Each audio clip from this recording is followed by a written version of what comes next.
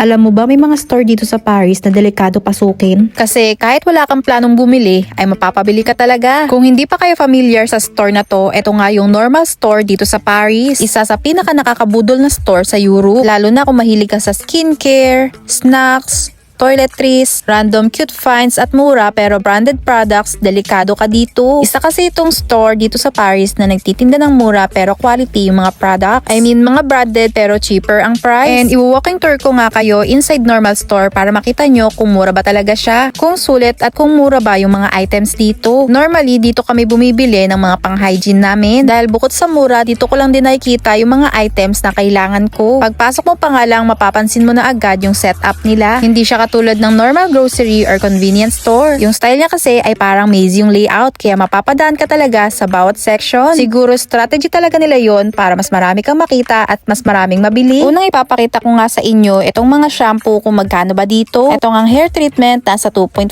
euro. Ito namang L'Oreal shampoo nasa 6.30 euro. At yung L'Oreal treatment ay nasa 4.70 euro. Ito namang Head and Shoulder shampoo may 2.80 euro. At meron ding 6.50 euro kapag medyo malaki. Kapag naman mas malaki na Head and Shoulder shampoo or nasa 1000 ml nasa 10.90 euro. Normally, yung mga tinitinda dito, ito nga yung mga natatanggap nyo sa mga balikbayan box. And para may idea rin kayo kung magkano nga ba yung mga pasalubong nila sa inyo. Yung ganitong klase nga ng Rexona dito ay nasa 2.20 euro. At itong Nivea naman ay nasa 2.40 euro. Ang price naman ng napkins dito ay nasa 1.40 euro. Pero depende yan sa brand at sa sizes. Yung mga products nga dito, kung i-compare nyo sa ibang store dito sa Paris, ito nga yung mas mura. Normally kasi dito sa Paris, medyo mahal talaga lalo na kapag mga beauty products. Kahit nasa Paris ka, napakahalaga pa rin talaga na marunong ka mag-budget. Kaya maraming locals at tourists ang bumibili dito para makatipid. Maganda nga bumili dito ng pangpasalubong, especially pang hygiene at mga chocolate. Kasi marami ring items dito na worth 1 euro lang. At katulad nga nitong Colgate na worth 1.70 euro lang. Ito namang Colgate Advanced White ay nasa 2.30 euro lang. Dito rin talaga kami sa normal store nabili ng Colgate namin. At katulad nga nito, meron rin silang worth 1 euro na Colgate. At para naman sa soap section, meron nga sila dito na Dove soap na worth 1 euro lang. Meron nga din sila dito na Colgate White na worth 1.60 euro lang. At Colgate Max White na worth 2.10 euro lang. At syempre dahil nasa Paris tayo, normal na may mga French products dito. At kapag may mga hindi nga kami naiintindihan, gumagamit lang kami ng Google Translate. Basically, lahat ng essentials ay meron nga dito. And honestly, unsatisfying tignan ng stores nila kasi malinis, organized, at colorful. Kaya kahit hindi ka bibili, parang gusto mo pa rin talagang maikot lahat. Alam mo ba ang dangerous part dito sa normal? Kasi hindi mo namamalayan pa isa-isa ka na palang naglalagay sa basket.